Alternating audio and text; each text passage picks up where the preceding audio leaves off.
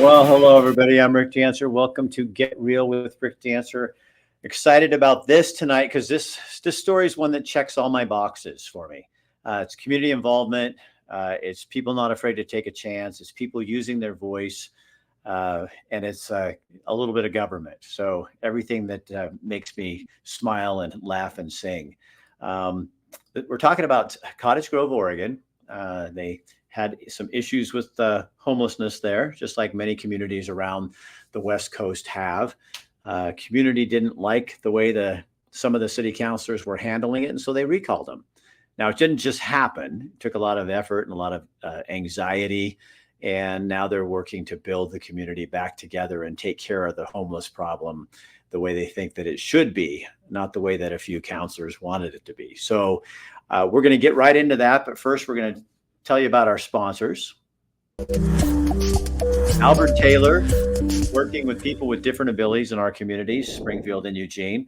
They're always looking for employees, people to work there. They're awesome people and do a wonderful job of caring for people who don't always get looked at the right way. Matt McCarl, New Leaf Hyperbarics and Wellness Center. He is one of our sponsors as well. If you've never had hyperbarics done, you really, really, really need to try it. It's just awesome. And Matt is the guy to kind of talk you through that process and show how that works. Also, New America Funding. Greg Hinkle right here in Montana. He can help you with mortgages. He knows how to move you from Oregon to Washington to Idaho to Montana. There's special rules to all that, and he understands what they are and how they work. Rains Heating and Air Conditioning in Creswell, Oregon. If you are not on their program where they come check your stuff, do it before fall, because once fall comes, you are going to wish that you had your heating and electrical all working and doing the things it's supposed to do. And Montana Oral Surgeons and Dental Implant Center with offices in Butte, in, they have so many, Bozeman, Great Falls, and Helena. And the best part is they put you out. When they take out your teeth, they put you out. And I'm talking out. And that's the kind of place I want to go if I'm going to do something like that. All right, let's get right to our topic. I'm going to bring on Mike Borg and Johanna. Johanna, it's good to have you here, both of you. I'm sure you two are looked at as kind of troublemakers in Cottage Grove right now, aren't you? That has been said. That has been said. So start with either one of you. What was the instigation for this? 3 city councilors were recalled. Voters, this was just a recent decision. And how did this all begin? Either one of you, just take off. I think, Mike, you're the one who filed the initial paperwork. I sure did. And really, it started when I found out about the unhoused being moved into a neighborhood, and particularly my neighborhood. Just to give you a little backdrop, the city purchased some land that had come up for auction, outbid everybody on it, and went in and plowed down the house and started putting what I call aggregate down and compact in it. And within 2 months, they had some homeless or unhoused people living there. It was pretty much fine at first, and then it started picking up where they were putting more people in there. And then I started getting involved with the city. That's when I started going to city council meetings and talking about what their plan was for unhoused in a residential neighborhood where you have kids and things of that nature. And I spoke to them for about a year. And my wife sort of started it. And she told me, she goes, either you stop complaining or do something about it. And so I took the latter and started doing something about it. And that's what got me going to the city council meetings. And them basically, after so much time, basically they would not do anything. And so that's what prompted me to start a recall on our city council members. So you didn't do all, is there 6? There's a 6. Yeah, there's total of 6 plus a mayor. Yes. So you recalled, the effort was for 3, right? Correct. So these 3 people you felt weren't listening to your concerns. That is definitely correct. Yes. And So, they were probably the biggest proponents of the House First initiative versus the putting any rules or boundaries on any of the unhoused in these areas that they put them in. And so their thought process is provide them a place and they'll get better. But, Joanna can talk to this a little bit better, is if you don't have any rules or boundaries, they tend to take advantage of them. And that's what they did. so Johanna, how did you get involved in this? Well, we had been going to city council. A number of us have been going to city council, and we started to hear their plans to to create a shelter in the community, and then also to create these overflow camps. The overflow camps were unmanaged. And we immediately said, wow, this is a housing first harm reduction model. It hasn't really been successful. We wanted to do this in a community first way. A few of us got together, we developed a strategy, and this was when we had about 20 to 30 unhoused people in our community. And we presented at a work session our strategy, and pretty much were ignored. And they just went forth with their plan. And we consistently spoke up at council, like almost every time there was somebody saying, we don't approve of this, we're very concerned about it. I talked about a state created danger with these unmanaged camps. You have people who have violated other people in these camps, who now they're being told you must essentially sleep next to them in this chain linked area. And we were really concerned. And in fact, the first night someone was required to sleep in this camp for fear of being cited for sleeping on public land, they took their own life, a young man. And we have since seen a number of deaths in our community. A young man found on a bench in one of the parks. Another one found actually at the managed site. He had been in his pallet shelter for more than 2 days before he was discovered, because they didn't want to disturb his privacy or something. That's not what I call a managed shelter. So I didn't know Mike. I didn't know him from anything. I'd heard him speak a couple of times. He lives next door to one of these unmanaged camps. He was complaining and not getting any response from them. And at one point we had heard that he initiated a recall, and we're like, oh, it wasn't something we were thinking of doing. We were concerned. And so, because I'm involved in a few groups, I invited him to speak to these groups, and it just grew from there. People were like, yeah, I want to get involved. So we ended up, yeah. So go back to so were these, I'm just going to call them, these people, these homeless folks, were they from your community? So initially we had, again, about 20 to 30 unhoused in Cottage Grove. But as soon as a shelter was brought in place by an outside organization, Carry It Forward, came to manage that first shelter, word got out, and Carry It Forward recommended we create an overflow camp for the 8 people that didn't qualify to be in that shelter that they created. 8 people.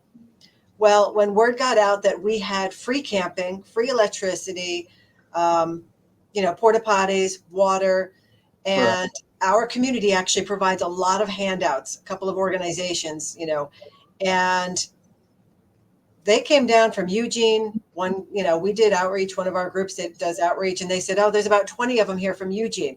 They were coming from Coos Bay, from Roseburg, from Bend, from Portland. And we spoke to them and got their stories. So we knew who these folks were. And no, there was only a minority of them at that point that were from Cottage Grove. And now we're looking at over 200 in our community. So right now? Yeah. Between, since now the managed camp ran out of money. So there's only 2 unmanaged camps currently. And there's more people coming in and setting up camps at different areas throughout our community. So it's more than our town has the resources to handle. So the trajectory was just really bad. And that's why I, got involved, not as much the first time, but very much so the second recall attempt. Because the first time you didn't get enough, they didn't get enough Well, signatures. we actually did get enough signatures. When I say we, they, Me- over 800, and you only need 654, but there were some paperwork errors. It's not an easy process to do this. Oh my God, no, they've made it so, for those of you who aren't in Oregon, the process to do this Yeah. is basically you have to sign the paperwork with your arm here, and then Right. and then with your other hand going this way. I'm kidding, obviously, but they Right. make it's for somebody who doesn't really understand the process. They're looking for you to make a lot of mistakes. So this is the funny part. I think it's kind of funny. So Johanna goes and finds out how to do this, and then you start holding classes teaching people how to do the petition signatures. Well, yeah, I help with the training because you have to train the people on how to do it. It's again, you can't be signing. Anybody who's done a petition, you can't sign outside the lines. You can't sign somebody else's name. You have to be present and watch, them do it every time. So it's very, very particular. There's a lot of administrative stuff here. So it was a learning curve for a lot of people to do this. And I ended up going out myself to get signatures and just talk to people. But you said people started coming out of the woodwork to help. Oh, it was amazing. I mean, we had people who were, from graphic designers and web people to, just people with all sorts of different skills, and other people who said, look, I don't want to do anything else, but I'll get signatures. That's it, and we were down to the wire. People were dejected. We were down to last, honestly, about 10 days. And people were just they were worried. We weren't going to have enough signatures, and the momentum was low, but so many things kept happening. The council just kept ignoring, mocking, name calling, whatever. And for me, on a side note, if they had come forward and said, you know what, we really screwed up on this, let's see what we can do together. But they didn't do that. They kept pushing this particular agenda. And, so we just rallied. A few of us really rallied other people and said, we need your help. This will happen, but we need your help. And so people came forward and said, tell me what to do. Tell me how to do it. I'll go do it. And within 10 days, we got over 650 signatures right at the end. Yeah. Mike, what do you think made the difference? I think from the first time we actually, as Joanna, I sort of took it on as my personal vendetta, basically, when I started. And it was me that made the mistakes. It's mostly a printing type issue. And we eliminated a lot of the issues from the first time. So going forward, we were presenting things to the council and they weren't doing anything. And the city management had done a very good job of hiding a lot of the problems that were out there, from police calls in to recording things of that nature. So there wasn't a lot of visibility on what was actually going on in Cottage Grove. And there was, I'd say, half the population 6 months ago didn't know about the unhoused problem in Cottage Grove until we showed them what that problem was. Because Cottage Grove it's a working community. I mean, most people get up in the morning and then go from there and come home, have dinner and go to bed, and then get up the next day. They're not involved in day-to-day politics. They're thinking that the politicians or the city council members there are going to take care of them. And this was not the fact of people, especially in the Ward 2 zone, that were pretty much in the battleground every day and night with the unhoused. I mean, it's not uncommon to get woken up at night from somebody yelling or dogs barking or, the police or anything else. And so, and we have documents, we videotape drug deals going down, prostitution, send it to the police, and nothing's happened. So a lot of sometimes their hands are tied. Sometimes they're just overrun with too many different situations for what our police force can handle at any given time. So Johanna, you guys had a plan. I mean, you actually went to them. It wasn't like, because I think some people I'm sure tried to make you guys out as being heartless and not caring, Mhm. but you were seeing your community falling apart, slowly destructing here, and you came to them with a plan. Is that kind of what frustrated you the most? Well, partly in that they said we have no choice. They kept saying we have no choice. The law requires us to do this, and I knew that wasn't true. I had done the deep dive into all the legalities of this and researched and read and talked to other communities and visited what other cities were doing. And I was confused as to why 5 to 2 on the council were pushing a particular agenda. It didn't make sense. We were willing to do the outreach, do what needs to be done, support our community members that lived here in a compassionate way, and giving the hand up, not the hand out. And there was no interest in that. In fact, um, you know, we were not treated well, by some city staff and council members. So it was all very, very curious as to why. And as Michael say too, now we've seen with this recall, we had a Eugene Realtors group put over $27,000 to fight the recall. But I want to go back a little bit, if I can, to Yeah, go for it. if anyone doesn't realize what it must have been like. And I actually spent a few hours over at Mike's a few times just to, water his lawn when he was away. And I got to experience firsthand, at least during the day, what it was like to be in that vicinity and listen to neighbors. And it wasn't unusual to find needles in your yard, to have someone sleeping on your front porch, to have someone in your house, to have a chainsaw running at night, to have fires that were not being managed there. They have a chop shop, which I just learned that term. I saw bikes being, ridden in and quickly dismantled and painted in this vicinity. So it's not the homeless per se. That's not a crime to be homeless. It was the theft, the violence, the 13-year-olds being trafficked in these camps, right? 13 years old. And the easy access to drugs for our young people. I mean, we're bringing in a whole clientele and the drug dealers to our community. How is that going to help our young people? It's not. So, and it was just the ongoing bad decisions of the council, the reckless spending over and over, just ignoring their constituents.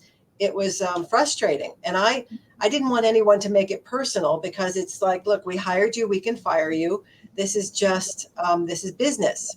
You're hired to, and they're not paid, obviously. Right. But you you're know, there. What I think our elected officials sometimes forget is you're there to represent the people. You work for us. Right. And when a group of people comes in, and it's kind of like, I think this homeless issue has just scared the hell out of people and cities. They don't want to step on, they don't want to look. So it stops them. I'm not going to say they don't want to look. I say here's the pat answer. We can't do it. This is what was said. Mhm. And so any other ideas are going to take effort and work, and it's just easier to let it go and do this. But you were seeing your community get Right. It was growing. It was more and more people were being victimized. And we got people to start talking with each other and sharing stories, and people, the amount of bikes and scooters and, just tools and things like that were being stolen. We've got pictures and footage. And the paramedics would basically say, look, we go into these camps 5 to 6 times a week for overdoses or assault. We actually had people from the camps go to council and said, please start enforcing some laws there, or some rules, because they're stealing and there's assault. So essentially you've got, and they're saying, and they told us there's, young teens being trafficked in there. well, these were your local homeless people who Yes. who Who said deserve to who be in a were place that is responsible. But what you did was it ended up attracting people right. from other areas, because Right. you're 40 minutes, 30 minutes basically south of Eugene for the people who are not in the Oregon area, and a little community, much easier to hide. And so you get this element. When you look at what happened, so the whole picture, how does have you done any research? How does the Supreme Court decision in Grants Pass impact all this? Do you know? So I did. I sat in on the webinar with our city's insurance carriers. And because HB 3115 went into effect, which essentially says that if a municipality is going to have an anti-camping ordinance, right, if you're going to enforce it, it has to be reasonable per time, space, and manner, right? Which means, if so they can't, so they can have the ordinances, but Oregon made it harder on the municipalities with this. So the concern is that people from California, people from the other states in the Ninth Circuit District are going to be coming to Oregon because of these more lax rules for them. So I do know that the legislature is going to address that next year. However, it's easy enough to say it is reasonable that you don't allow camping in parks with playgrounds. It is reasonable to not allow them near schools. It is reasonable to not allow them in parks where you have regular events. So Well, we love isn't it also reasonable that if I'm Mike and I live in a neighborhood that happens to be next to an area that would be an easy park, that I have property values and I've paid for this property and I'm paying taxes on this property, and the city is supposed to take care of the taxpayer too, that Exactly. I can say I don't want a bunch of campers up and down my street. I think that's I would bet most people in my audience right here would think that's pretty damn reasonable to expect, not to expect. If I went down and camped out in front of the federal courthouse building, they'd come and ask me to leave. Yeah. And But I mean, we have to also realize too, this isn't compassion to give them this space. As I said, you're not giving them a place to live, you're giving them a place to die. And they're living in their own squalor, human waste and needles throughout the camps. The odor is horrific. The rats are terrible. This isn't safe for them. It's a state created danger, which is a legal principle. And any one of those people or their family members could sue the city for the conditions that have been created there that are actually sanctioned by the city. When this started happening in Eugene and I started talking about the lawlessness, not the homelessness, but the lawlessness that went along with it, because businesses were being ripped off, neighborhoods were being destroyed, fires that they set not to burn something down did, and that kind of thing. And all of a sudden it was, oh, you're anti-homeless and you're not compassionate. And I thought, how is it compassion to allow people to suffer drug addicted on the streets of our communities and not do something about it? Right. And we throw money at bullshit, but don't do anything real. Like, why don't they have, Willamette Family and agencies out there on the streets, really taking care of these people? And part of that is the thing we can't all talk about, but you and the three of us can, is it's like honey to a bee. If you start giving everything away, you're going to attract more. And here's the thing that used to bug me, Johanna. And I would go. Can you still hear me? You're crackling. There's something going on. Okay. Is it still? Am I still doing that? Sounds fine. Okay. It's now I lost my train of thought. Difficulty. Here, you guys.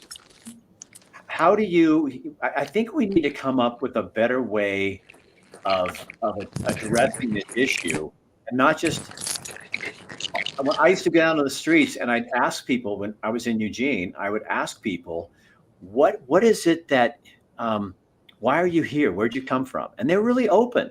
They're nice people. They'd tell me their story, where they came from, and they'd say, this is like Club Med for people who are on the streets. Is we can get everything we need, medical, this, and so that attracts them to come here. And I think, and I don't know that any city councilors in Eugene anyway had ever gone down and talked to the people on the actual street to find out what their story was, to realize you're bringing these people here and these problems with them, and we're not taking care of our own, in a good way, our own local homeless people. Right. We're creating a problem and bringing in people that are lawless and making it unsafe for even our own homeless people. And I don't get that.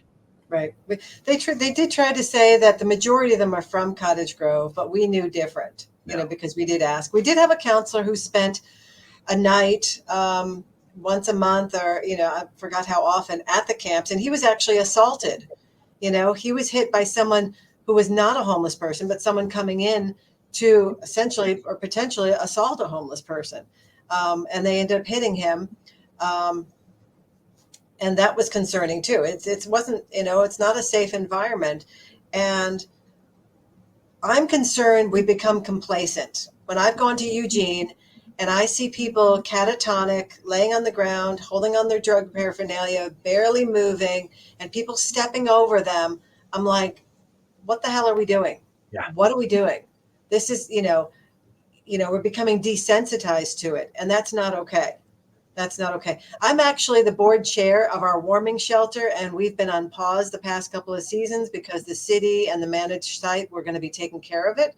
And we're going to, potentially have to start up again this year. So, I do it because it gives an opportunity for us to have healthy interactions with people. Right. So they can say that we care, we love you very deeply, and we're not going to let you continue to hurt yourself this way. There has to be some expectations that if you're sick, we're not going to make excuses for you. You have to take responsibility. You get treatment. If you have untreated mental illness, we can't say that, well, you did this crime or this because of an illness. No, there's an expectation. So it's culturally, we need to shift. Yeah. And say, yeah.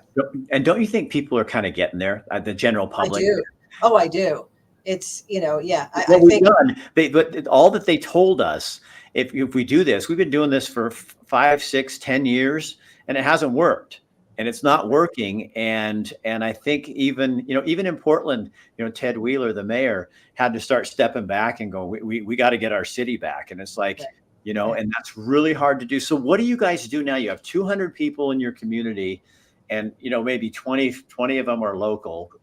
I'm maybe 20 to 40. I mean, they started pulling people from BLM land and bringing them downtown, to us here. So what do you do now as a community? You have 3 recalled city councilors. Did they appoint new people to those positions? No, I think that we're going to try to get them elected because we have a general election coming up. So as soon as the seats are officially vacant, which doesn't happen until the 26th of this month, unless they can certify it sooner, but that's the last day. And then the 27th is the last day for someone to file their candidacy. So it's a very short window for those 2 positions. One was already coming up for, it's the end of the term. So those other 2 positions will be vacant for 1 day and people can file. So our city government has let people know that that's what's happening so they can think about it. So because of the timing, there's actually going to be 6 positions open on council that are going to be voted for, right? Because that's quite an opportunity for change, isn't it? A big opportunity for change, and I mostly want people to know it's possible, right? This, seemed to be insurmountable, a lot of paperwork. You have people, checks and balances, work with each other, but get your common goals down. So I kept saying, what do we want as a community? Well, we want more accountability. We want consequences. We want, so what does that look like and how do we get there from here? And we tried really hard to work with these counselors. And this was not just jumping in to do this. This was like a last ditch effort. And that's why, again, I got involved. It wasn't like our first choice. Oh, yes, let's just recall them. We don't like them. No, right. Nothing to do with that. I mean, it was decision after decision and ignoring the constituents, even though more and more people were showing up, it didn't matter to them. And that was the concern. They had their idea. We have organizations come in. They have HIV Alliance giving them needles. I don't think that sends the right message. I think that basically says, wait until you're ready to get clean. Well, people who are living this lifestyle, they're living from, as I say, their brainstem. It's a survival mechanism. It's a survival. So they learn to lie, cheat, steal, manipulate. That's part of the lifestyle. Not all of them, of course.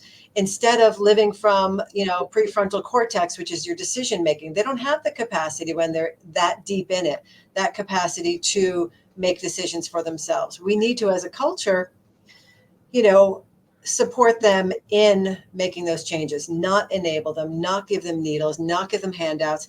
So one of our groups has been handing out, book Toxic Charity by Robert Lupton. We're asking churches, civic groups to rethink charity, partner with someone, have an energy exchange, work alongside them. Don't just give all the food out, give all the services out and say, oh yes, we served, 200 meals this week, or we served this. That doesn't really say a whole lot, but that's how grant money comes in, right? That's the metrics they use, how many people served, as opposed to, the end result of, what does the community now look like? How are people, how many people transition to long-term housing? How many people are drug-free, crime-free, and employed? Because don't you think when you're just giving out needles and stuff like that, and I'm sure people will criticize me, but whatever, that you're almost not giving them any hope, or you're not having any, you're like, I have no faith in you that you pass this, or I'm not even bringing a counselor. Here's a counselor who can talk to you or something. I'm just saying, here's a free, how does that solve anything? Right. It doesn't. I had the opportunity to visit the Other Side Academy in Salt Lake City, Utah. And what they're doing at that program, it's life skills, vocational skills program, 2.5 years long, free to participants, peer run. They had about 120 mostly recovering addicts there. And, I said, how did that feel when they would give you needles or basically tell you how much drug you can take so that you don't overdose, because they had places like that. And overwhelmingly, they were saying, I didn't feel like they cared. It sent a wrong message to me. It didn't help me. And they had been warned by other people to stay away from places and organizations that do those things, because it just keeps you in this loop. Cycle. It keeps you in that cycle, rather than saying, I'm not judging you as a person. I'm judging your behavior. What you're doing is harming yourself and potentially killing yourself. And I'm not okay with that.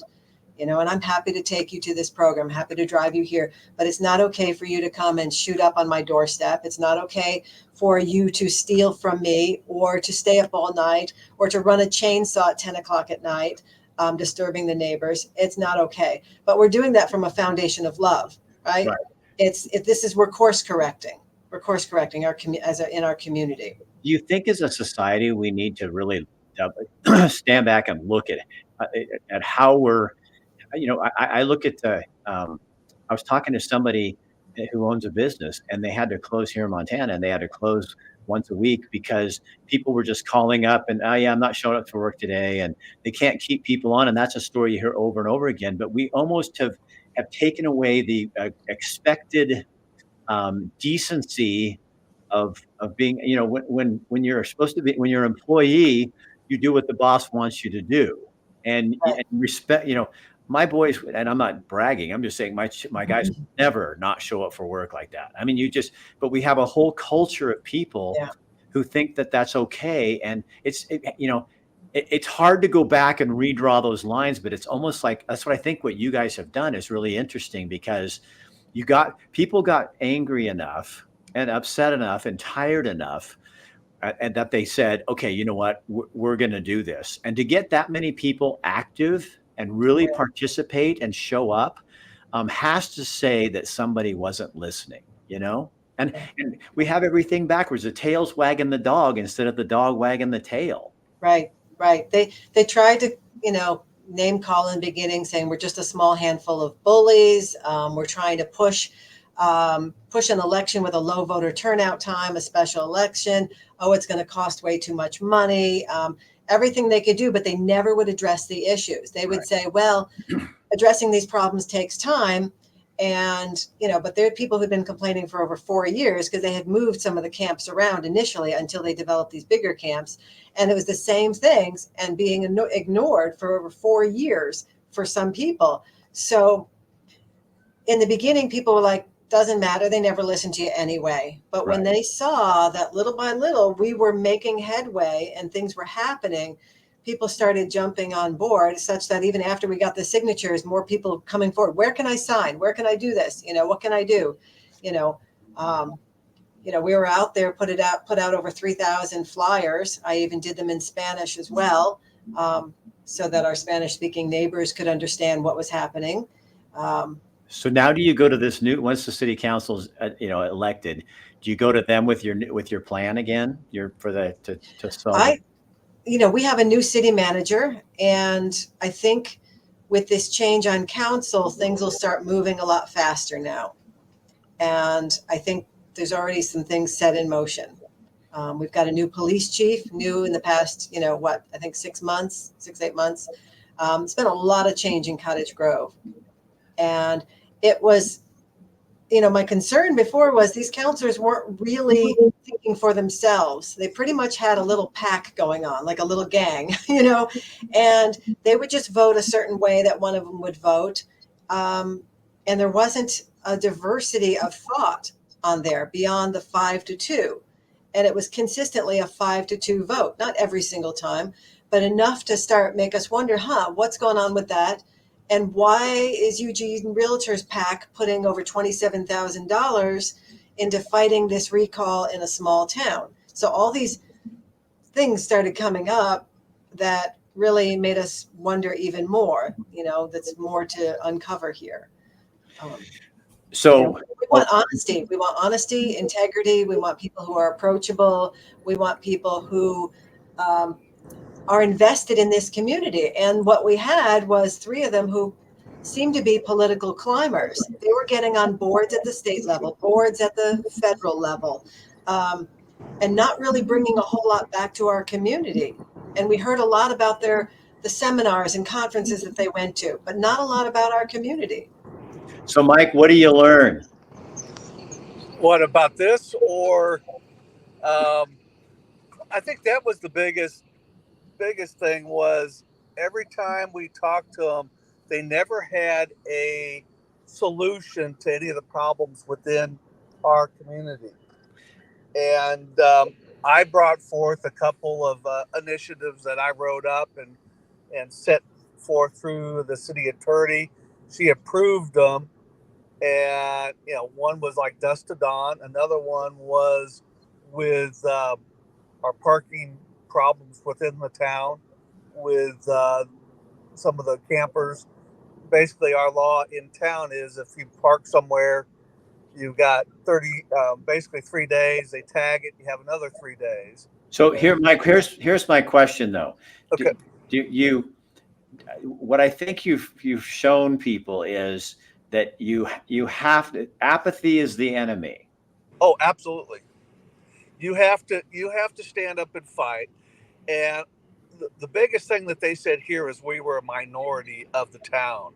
Right. And in fact, what they were doing was more of the minority in the town.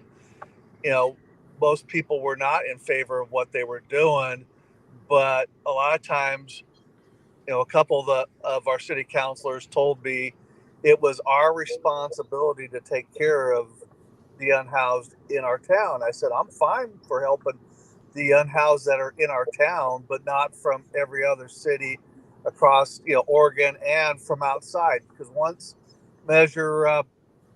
famous measure, 110 with our illicit drugs came into effect, that opened up the gate for a lot of people from a lot of other states to come here and use those drugs legally. So now, Johanna and Mike, both you really have to keep the community engaged to say, okay, we can't just recall people and do this. Now we need to show up at city council meetings. We need to be aware of what people are doing because like any good boss, you got to watch your employees and make sure that they're doing what's best for you. And that takes time, and which a lot of people have a hard time with. How do you keep that momentum going, do you think? I think it's putting the important, the very important parts of what's important to people for the community in front.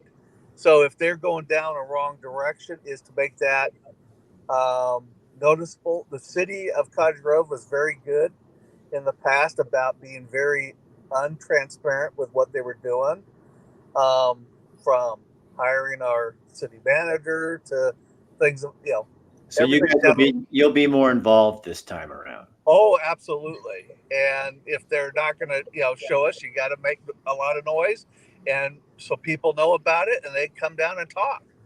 And then they'll see that, yes, we do know what's going on, and we want to make sure we have our voices heard when you guys make these decisions. Hannah, Johanna, any last, you get the Well, last word. thank you. Well, one of our groups holds monthly town meetings. Everyone's invited to, anybody who wants to build community. And we keep, it's like, what's next? What's next? What do we want as a community? We talk about the spiral of accountability. It's like, stop shaming, blaming, and work more towards constructive conversation. So keeping the conversation going, talk to your neighbors. We're working on neighborhood watch. We can't expect the government, the police to do everything for us. We can't become complacent. We have to, look and say, all right, this isn't what's working for our community. So what can we do about this? We've got to feel empowered and not disempowered, which is the way the old paradigm is. We're moving into this new way of being, to feel empowered, and you can do it, and just that last note was we got over a 30% buffer on those signatures because we knew that they might make it difficult, and they threw out 21%, normally throwing 15% out.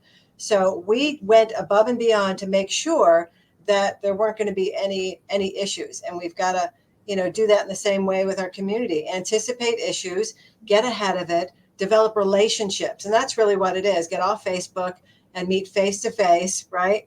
And develop those relationships with your neighbors, with the police department, with each other, so that we keep the conversation going. All right, you two, nice work. It shows. I mean that and I'm sure there's people that disagree with you too. But you know what? The bottom line is you did this. You worked through the system. You pushed your point, and now you're not just sitting there. It's like, okay, now we still have to be involved with who these new city councilors are. Oh, absolutely. To make sure that they represent us. And then we need to do something to solve the problem of homelessness in our community. And we also need to take away the honey so that the bees don't come swarming. And I think you two can help. You have a very vibrant little town there. And obviously this issue, maybe it woke, that's probably the wrong word. Maybe it awoken. It made more people aware. That's a better word. Yeah. More people are aware of what's going on, and they're more involved. And that when you do use your voice, it does and can make a difference. Absolutely. All right, you two. Thank you. Keep me informed. I want to know more about what's going on. Okay. Oh, thank you. Thank you, Rick. See you guys later. Yep. So that, I love that because, I think that's what we've lost in our country right now is that understanding that one, elected officials work for you. They work for you. You're the boss. So if they're not doing what you want them to do, you need to go and make sure your voice is heard. And you don't go look at Johanna. They're not screaming at anyone. You're going in and making a case. And, I had a boss one time, a news director, and people go in and complain and go, such and such isn't happening. He goes, okay, what's your solution? And if they didn't have one, he told them to get out of his office until they did. So they didn't go to the city and say, here, we don't have an answer, but you need to do something. You come up with a solution with other members of your community, and that's the power. That's where your power is. You have power as people. And maybe all this COVID and what we're going through with this election this time, we're learning that, they're not always representing our best interest. And we had better stand up. Here's the thing. I'll get a little preachy here. Fear is a tool. And there's this great line in a really great book that I love. And it says, fret not because fretting brings on more evil. So you don't want to be in a fear mode because you'll make bad decisions and you'll allow people to make bad decisions for you. But what you do is you connect with the people around you. You find out that you don't have anything to fear. And then you go in and you work really hard for change. And you can make change. That's what this story represents to me. Small town Cottage Grove. Things weren't going the way they wanted it to. They could have backed out, not done anything, and still be in the same boat. But now the problem is, or the opportunity is, you got to keep it going. You can't rest on your laurels. You opened the door. It was a good door to open. And now you got to go in and make sure that you do the right thing and find out what each of those people running for the city council believes and what they think, and make sure it lines up with your community values, not necessarily what you want, but what are your community values? To take care of the homeless, but not allow them to take over our community. That's one of them. Safe streets, all those things that Cottage Grovians, is that what you are, a Cottage Grovian? What the hell? I just made up a new term if it's not. But you Grovers want. So, and I would take this into your schools. I would take it into your city. I would take it into every aspect of your community. You're showing the rest of us how to do it. I'm Rick Dancer. Share this on your page so other people can be inspired and see what you're doing. And that's a great thing. Okay. I will talk with you soon. We'll be back. See ya.